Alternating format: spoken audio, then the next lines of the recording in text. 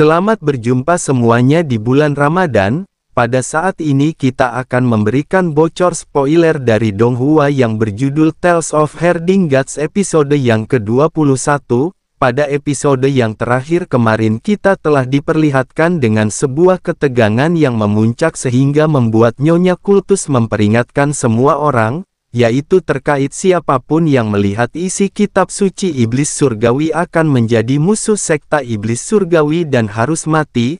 Meskipun kotak giok berisi kitab itu tergeletak di depan mata namun tidak seorang pun berani menyentuhnya. Lalu Qin Fei Yue meski berasal dari kekaisaran perdamaian abadi yang tidak takut pada sekte iblis juga ragu mengambil resiko. Bahkan Fu Yundi tokoh kuat yang biasanya tegas tampak bimbang. Kemudian Nyonya Kultus menikmati kebingungan mereka sementara Qin Mu seorang pemuda desa yang tampak polos tiba-tiba bangkit dan menarik perhatian semua orang dengan sikapnya yang santai. Lalu Qin Mu yang dibawa ke tempat itu oleh Ling Yuxiu memecah keheningan dengan menanyakan apakah dirinya harus membayar makanan yang telah dinikmati. Meskipun Fu Yundi menjelaskan bahwa tamu tidak perlu membayar, Qin Mu bersikeras untuk melunasi hutangnya karena tidak memiliki uang. Dirinya memutuskan untuk bertarung dan memenangkan 100 koin naga sebagai pembayaran. Kemudian dirinya pun menantang Fu Ting Yue, petarung terkuat di kota naga perbatasan yang terkenal dengan teknik dewa surgawi 8 kali lipat. Lalu pertarungan sengit pun dimulai dengan Qin Mu menggunakan pisau pembantaian babi yang memiliki ikatan emosional dengannya. Tentu saja pertarungan antara Qin Mu dan Fu Ting Yue berlangsung sengit. Meskipun Fu Ting Yue mengendalikan 8 pedang kecil dengan kecepatan luar biasa, Qin Mu semakin menunjukkan kekuatan dan ketenangannya. Akan tetapi sesuai yang kita ketahui, jika pisau pembantaian babinya bukan sekedar senjata biasa, bahkan setiap tebasannya semakin berat dan mematikan. Lalu Fu Ting Yue yang awalnya percaya diri mulai kewalahan ketika Qin Mu merapatkan jarak dan melancarkan serangan mematikan. Kemudian Fu Ting Yue tersadar bahwa dirinya telah terperangkap, sedangkan ayahnya Fu Yundi berusaha menyelamatkannya tetapi dihalangi oleh seorang wanita misterius. Sehingga Qin Mu akhirnya mengakhiri pertarungan dengan satu tebasan yang membelah tubuh Fu Ting Yue menjadi 2. Lalu setelah pertarungan Qin Mu mengambil 100 koin naga sebagai pembayaran dan meninggalkan tempat itu dengan tenang sambil menertawakan ironi situasi. Fu Yundi yang dipenuhi amarah memerintahkan bawahannya untuk membunuh Qin Mu sebagai balas dendam. Namun perhatiannya segera beralih ke kitab suci iblis surgawi yang dibawa pergi oleh Nyonya Kultus. Sementara itu Ling Yuxiu yang menyaksikan semua kejadian hanya bisa menghela nafas dan mempertanyakan masa depan Qin Mu di dunia yang penuh intrik ini. Qin Mu dengan langkah ringan terus melangkah ke depan meninggalkan kekacauan di belakangnya. Di episode selanjutnya malam itu kota naga perbatasan dipenuhi gemerlap perayaan yang meriah. Jalan-jalan ramai dengan kendaraan berhias, penari anggun dan lentera raksasa yang menciptakan suasana mistis. Namun di balik keramaian Qin Mu merasakan ketegangan yang tersembunyi. Dirinya terus diawasi oleh para praktisi seni ilahi dari manor tuan kota. Sementara langit tiba-tiba berubah dengan munculnya naga perak raksasa yang terbuat dari huruf-huruf mistis. Pertempuran sengit pun pecah di angkasa. Meski kerumunan di bawah mengira itu hanyalah pertunjukan kembang api, Qin Mu berusaha melarikan diri sambil menyadari bahwa ada kekuatan tidak terlihat yang membantunya menghadapi para pengejar. Di tengah pengejaran Qin Mu menyaksikan kejadian-kejadian anak yang membingungkannya. Para pengejarnya satu persatu dihabisi secara diam-diam oleh orang-orang tidak terduga, seperti pandai besi raksasa, pawang ular dan bahkan para penari. Kemudian dirinya mulai bertanya-tanya siapa yang sebenarnya membantunya. Apakah ini ulah sekte iblis surgawi? Sesampainya di penginapan dirinya menemukan kakek buta dan nenek Si yang tampak terlihat dalam situasi ini. Nenek Si dengan senyum misterius seolah telah merencanakan segalanya. Sementara itu di luar suara perintah mencari seorang wanita iblis menggema menandakan bahwa situasi semakin memanas. Kakek buta kemudian mengungkapkan rencana besar kota naga perbatasan akan menjadi benteng pertama dalam serangan terhadap reruntuhan besar. Fu Yundi sang tuan kota harus dihentikan. Qinmu yang masih kebingungan mencoba memahami semua yang terjadi. Di luar kekacauan terus berlanjut sementara di dalam penginapan nenek Si tertawa kecil dalam tidurnya seolah menikmati situasi ini. Malam yang panjang ini mungkin hanya awal dari perubahan besar yang akan mengubah kota naga perbatasan selamanya.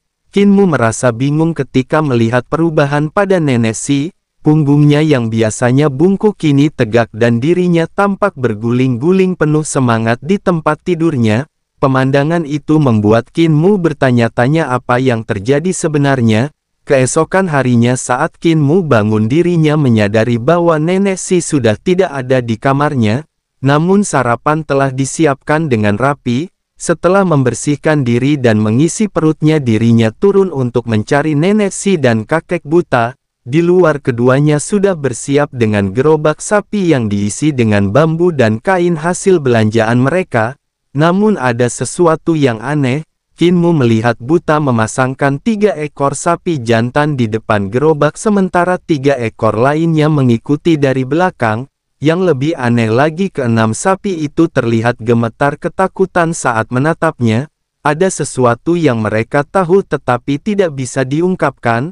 Matahari baru mulai naik ketika gerobak sapi meninggalkan kota. Beberapa penduduk desa yang telah selesai berdagang juga tampak bergegas pulang berharap tiba sebelum malam menyelimuti perjalanan mereka. Qinmu mengarahkan gerobak menuju dermaga di mana air sungai tampak bergolak. Beberapa penduduk setempat sibuk menyembah dewa sungai dan memanggil pembawa sungai. Sosok besar itu menikmati harum dupa yang dibakar, menghembuskan lingkaran asap besar ke udara. Kakek buta juga ikut menyalakan dupa memanggil pembawa sungai untuk membantu mereka menyeberangi arus yang deras. Qinmu kemudian mengendarai gerobak sapi ke punggung makhluk besar itu dan perjalanan melawan arus pun dimulai. Meskipun melawan aliran sungai kecepatan mereka tetap stabil.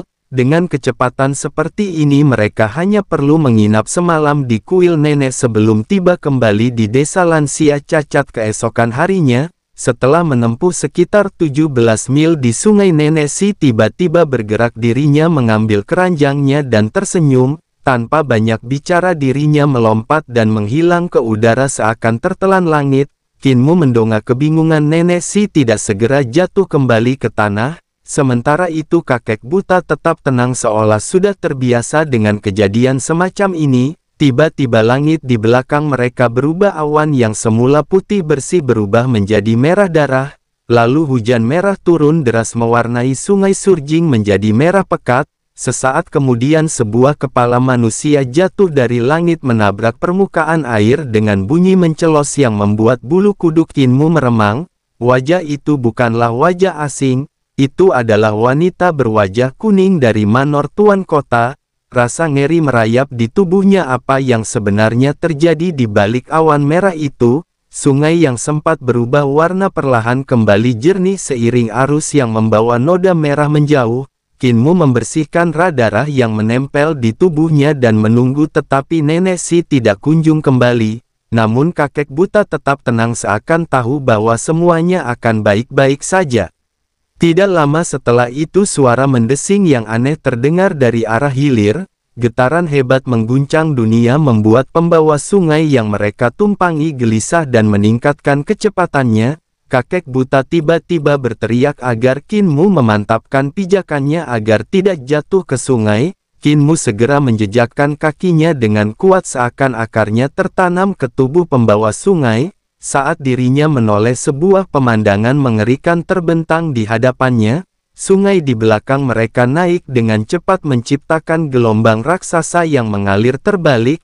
Permukaan air sudah mencapai 30 m lebih tinggi dari daratan di kedua sisi pantai. Ombak putih yang menjulang tinggi bergerak cepat ke arah mereka seolah hendak menelan segalanya. Ketika gelombang semakin dekat sebuah tangan raksasa muncul dari dalam air seakan terbentuk dari arus sungai itu sendiri.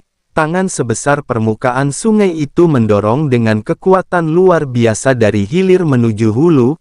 Kinmu membeku di tempatnya, dirinya hampir tidak bisa percaya dengan apa yang dilihatnya. Tiba-tiba tangan besar itu runtuh menciptakan hempasan air yang menyebar ke segala arah. Ombak besar mengangkat pembawa sungai mereka tinggi ke udara sebelum akhirnya jatuh kembali ke permukaan air. Kinmu buru-buru meraih kereta sapi untuk mencegahnya tergelincir ke sungai. Kakek buta tetap setenang sebelumnya. Dengan tongkat bambunya dirinya mengetuk kepala pembawa sungai memberi isyarat untuk berbalik arah dan kembali ke kota naga perbatasan.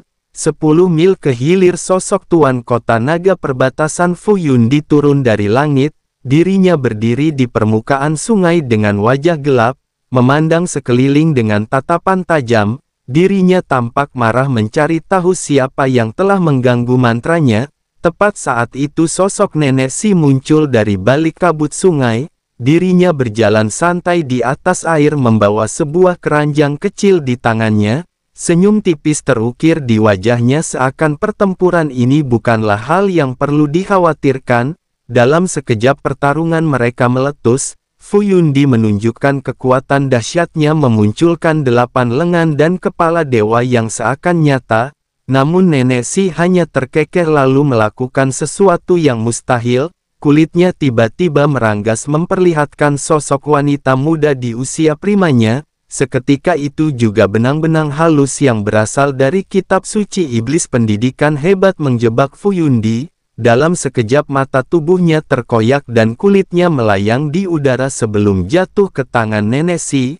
Dengan tenang dirinya mengenakan kulit itu dan dalam sekejap berubah menjadi sosok Fu Yundi. Di bawah mayat tanpa kulit dari Fu Yundi hanyut terbawa arus sungai. Tidak lama kemudian pembawa sungai yang membawa Kinmu dan kakek buta tiba di tempat itu. Kinmu menegang sementara pedang di pinggangnya bergetar siap menyerang kapan saja. Tapi kemudian suara nenek Si yang familiar keluar dari tubuh Fu Yundi meyakinkannya bahwa semuanya masih dalam kendali. Kakek buta yang tetap tenang dari awal hingga akhir hanya mengingatkan nenek Si agar memainkan perannya dengan sempurna. Kini dirinya bukan lagi nenek Si, dirinya adalah Fu Yundi dan dirinya harus bisa menipu mata siapapun termasuk orang-orang paling berbahaya di kerajaan ini. Ki vital nenek Si melonjak dan tiba-tiba sesosok dewa surgawi dengan 8 tangan dan 8 kepala muncul di belakangnya.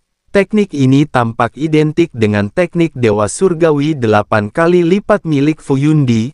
Kinmu mengamati dengan seksama mencari perbedaan sekecil apapun tetapi tidak menemukannya.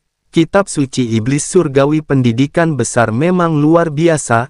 Tidak heran disebut sebagai teknik yang dapat menjadikan seseorang dewa atau iblis. Kakek buta pun terkesima. Dirinya memahami bahwa kitab suci iblis surgawi pendidikan besar terdiri dari berbagai aspek, mulai dari surga, bumi, manusia hingga roh. Teknik yang dikuasai oleh nenek Si ini memiliki kemampuan meniru teknik lain dengan begitu sempurna.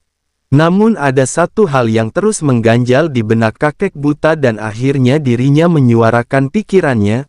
Kinmu yang kini telah berusia 14 tahun suatu saat harus meninggalkan reruntuhan besar sebagai master kultus muda dari sekte iblis surgawi. Kapan kitab suci iblis surgawi pendidikan besar akan diberikan kepadanya? Pertanyaan itu juga memenuhi pikiran Kinmu. Selama 2 tahun ini nenek Si sama sekali tidak pernah memberikan kitab tersebut kepadanya, bahkan tidak pernah menyebutkannya sekalipun. Nenek Si menghela nafas panjang menyadari beban besar yang ada di balik kitab suci itu. Jika diberikan terlalu dini bisa saja Kinmu tersesat oleh sifat iblis yang kuat dalam teknik tersebut. Kitab suci iblis surgawi pendidikan besar memang bukan sekedar teknik biasa, bahkan bagi orang dewasa yang matang secara pemikiran jebakan di dalamnya begitu berbahaya. Kakek buta memahami kekhawatiran nenek Si. Daya tarik teknik ini begitu besar sehingga banyak orang yang akhirnya tersesat dan berakhir tragis. Dirinya pernah melihat seseorang yang menafsirkan teknik dengan keliru, menggunakan metode yang salah untuk menyerap energi vital bayi yang baru lahir. Akhirnya dirinya harus menerima hukuman mati di tangan nenek Si dan kakek buta sendiri. Namun Nenek Si juga sadar bahwa jika seseorang benar-benar memahami kitab ini maka teknik ini bisa digunakan tanpa membahayakan. Masalahnya salah tafsir sekecil apapun bisa membawa seseorang ke jalan yang salah. Selain itu teknik ini memang memberikan kekuatan besar dalam waktu singkat tetapi meninggalkan cacat yang sulit diperbaiki. Sejarah sekte ini membuktikan bahwa sejak awal pendiriannya yang awalnya disebut Sekte Suci Surgawi telah mengalami penyimpangan akibat kesalahan interpretasi para pengikutnya. Setelah membahas hal itu Nenek Si memutuskan untuk kembali ke kota naga perbatasan bersiap menghadapi kedatangan garda depan Kekaisaran Perdamaian Abadi. Kinmu dan kakek buta pun kembali ke kota itu setelah beberapa waktu. Kota naga perbatasan pada malam hari tidak seramai siang, tetapi masih banyak penduduk yang berkumpul. Sesampainya di penginapan mereka disambut oleh pemiliknya yang ternyata bagian dari Sekte Iblis Surgawi. Dirinya sudah menyiapkan kamar untuk mereka. Kakek buta dengan semangat yang tidak pernah padam mengajak Kinmu ke sarang judi untuk melihat dunia. Kinmu yang masih mengingat kejadian di mana kakek buta diusir dari sarang judi karena kalah berkali-kali menolak ajakan itu, namun kakek buta tidak kehabisan akal, dirinya meminta sedikit koin naga dan dengan senang hati Kinmu memberikannya beberapa sebelum melihatnya pergi dengan riang. Kinmu turun ke lobi di mana pemilik penginapan mendekatinya dengan hormat menawarkan bantuan untuk segala keperluannya. Namun Kinmu meminta agar dirinya tidak dipanggil sebagai tuan kultus muda demi menjaga kerahasiaan. Kemudian dirinya menanyakan pemilik sarang judi di sebelah betapa terkejutnya dirinya saat mengetahui bahwa sarang judi bersama dengan banyak tempat lain seperti pasar, restoran bahkan bengkel pandai besi semuanya adalah miliknya. Setengah dari kota naga perbatasan ternyata berada dalam kekuasaannya. Kinmu mulai memahami mengapa banyak orang yang membantunya melawan para pengejarnya tadi malam. Sadar bahwa kakek buta kemungkinan besar kalah berjudi lagi dirinya meminta pemilik sarang judi untuk membiarkannya menang sesekali agar dirinya tetap merasa senang. Namun pemilik sarang judi dengan ekspresi bermasalah menjelaskan bahwa kakek buta sebenarnya menggunakan cara yang tidak masuk akal. Saat mendapatkan undian buruk dirinya akan menunjuk ke jendela dan menyebutkan ada burung surgawi di luar, lalu dengan terang-terangan mengganti domino di hadapan semua orang. Lebih parahnya domino yang dirinya keluarkan dari sakunya bahkan memiliki warna berbeda dari yang digunakan dalam permainan. Kinmu hanya bisa tersenyum mendengar tingkah konyol kakeknya, dirinya pun meminta agar kakek buta dibiarkan menang sesekali. Tetapi jika dirinya terlalu curang cukup beri dirinya sedikit pelajaran. Setelah semua urusan selesai Kinmu berjalan keluar dari penginapan untuk melihat-lihat kota. Dirinya tertarik dengan pilar naga yang menjulang di tengah kota. Pilar ini memiliki ukiran dewa naga yang sangat besar serupa dengan tulang raja naga yang pernah dirinya lihat sebelumnya. Patung naga itu tampak hidup penuh dengan keagungan dan kewibawaan. Kinmu memutuskan untuk mempelajari jalur urat pada patung itu berharap dapat memahami lebih banyak tentang teknik seni suci. Saat dirinya sedang mengamati pilar naga tiba-tiba terdengar suara akrab yang memanggilnya dari atas. Ling Yuxiu gadis yang pernah membawanya ke manor tuan kota untuk makan gratis melambai padanya dari atas pilar. Dirinya bertanya apakah Kinmu bisa naik. Kinmu ragu-ragu sejenak tetapi akhirnya dirinya mundur beberapa langkah mengumpulkan tenaga dan berlari ke atas pilar. Dirinya berhasil naik hingga 300 yard sebelum kehabisan tenaga dan mulai jatuh. Tepat pada saat itu sebuah pita melayang dari atas dan melilit pergelangan tangannya menariknya ke atas. Setelah berhasil naik ke atas pilar dirinya melihat bahwa tempat ini sebenarnya merupakan platform batu besar. Ling Yuxiu dengan bangga menunjukkan bitanya yang terbuat dari sutra wewangian alam, bahan berkualitas tinggi yang biasa digunakan sebagai persembahan untuk kaisar. Kinmu mengendusnya dan menyadari bahwa aromanya memang khas. Dirinya tersenyum mengeluarkan handuk keringat yang dimilikinya yang ternyata juga terbuat dari bahan yang sama. Setelah itu dirinya juga bahkan tidak bisa menahan tawa menyadari betapa anehnya dunia di sekitarnya.